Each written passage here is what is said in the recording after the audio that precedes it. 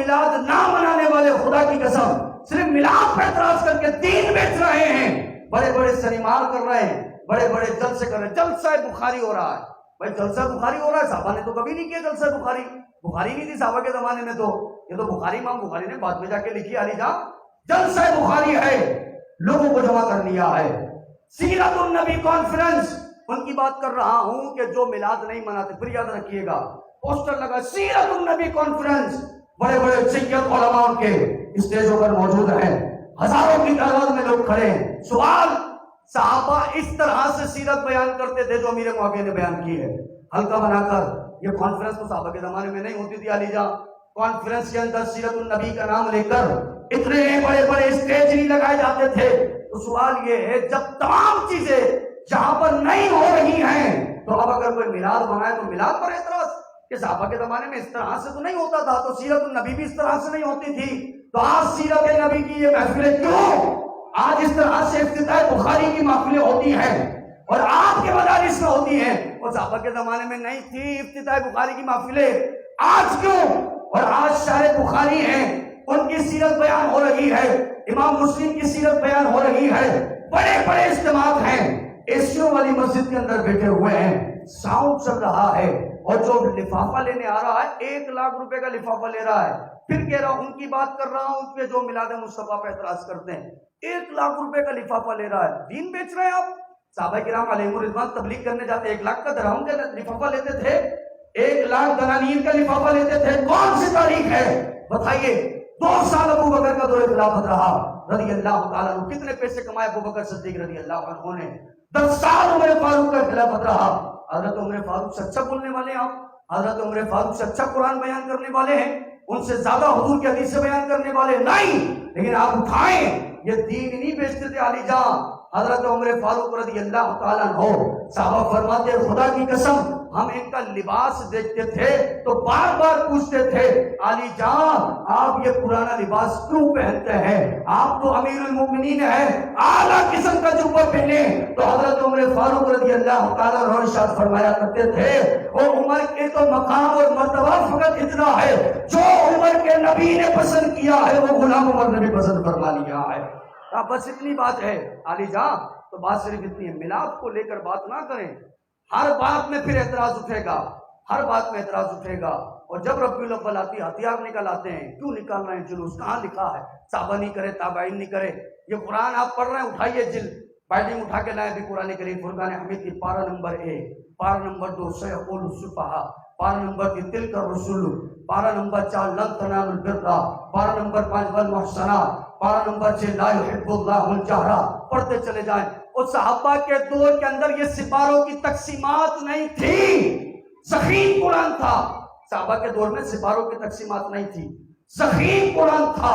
لیکن آج کثرت سے 1,00,000 قرآن کریم سپاروں کی صورت میں چھپ رہے ہیں۔ اب کیا اس کو بھی آپ بدعت کہیں گے؟ پڑھنا چھوڑ دیں، اپنی مسجدوں سے قرآن کو باہر نکال دیں، ضخیم قرآن لے کر آئیں گے؟ کہاں سے لے کر آئیں گے آپ علی جان؟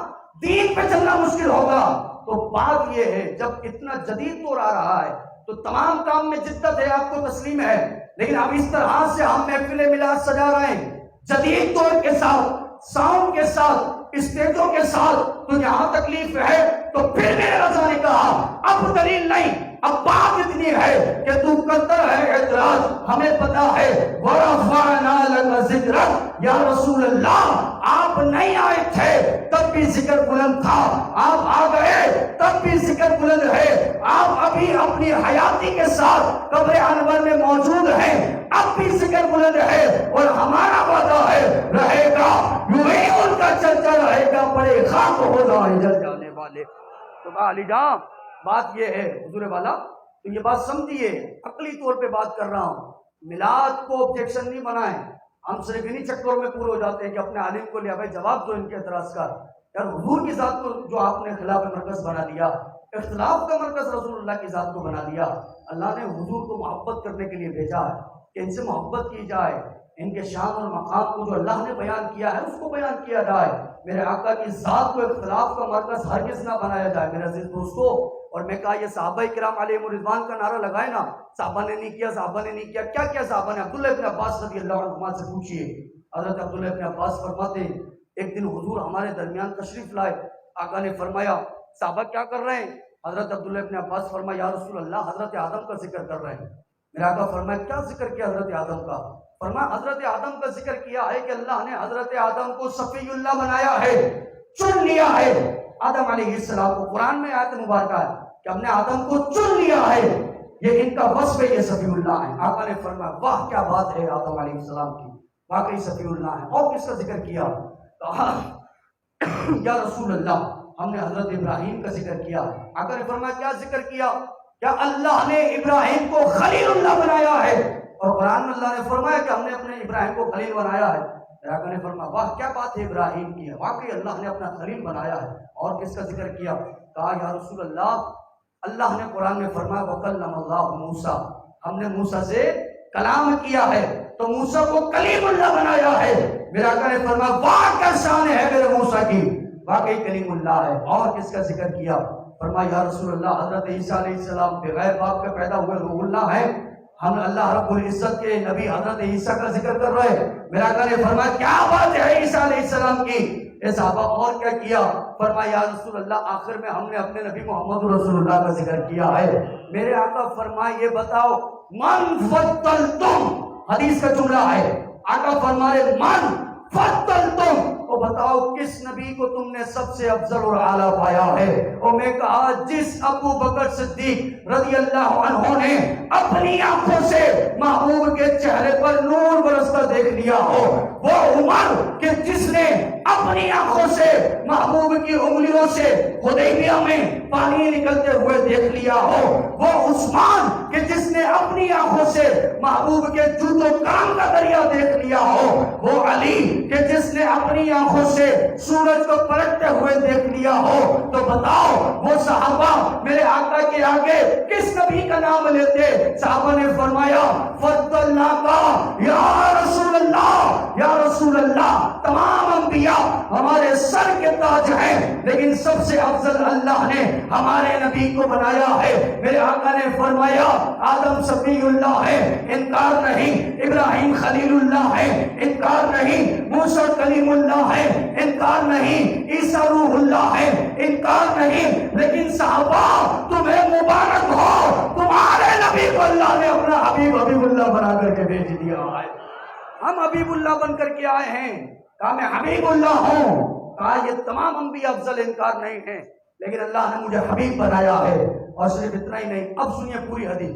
آقا فرماتے ہیں کل بروز قیامت اللہ نے مجھے گناہگاروں کی شفاعت کرنے والا بھی بنایا ہے، میں گناہگاروں کی شفاعت کرنے والا ہوں گا۔ آقا نے فرمایا اتنا ہی نہیں، جنت کا سب سے پہلے دروازہ کھٹکھٹانے والا بھی میں ہوں۔ فرماتے میں کھٹکھٹاؤں گا۔ آقا فرماتے صحابہ اتنا ہی نہیں، دیکھو تمہارے نبی کا مرتبہ کیا ہے، جنت میں سب سے پہلے داخل ہونے والا بھی میں ہوں۔ اور اب اس جملے پہ آپ جھوم جائیں، میرے آقا نے فرمایا وہ صحابہ میرے ساتھ میرے غریب مسلمانوں کو اللہ سب سے پہلے جنت میں داخل کروا رہا ہوگا۔ حضور نے فرمایا سب سے پہلے جنت کا دروازہ کھٹکھٹانے والا، جنت میں داخل ہونے والا اللہ میرے ساتھ غریب مسلمانوں کو جنت میں داخل کر رہا ہوگا۔ اور آخر میں حضور نے فرمایا تمام انبیاء آ گئے، اللہ نے مجھے خاتم الانبیاء بنا کر کے بھیجا ہے، اب میرے بعد کوئی نبی آنے والا نہیں۔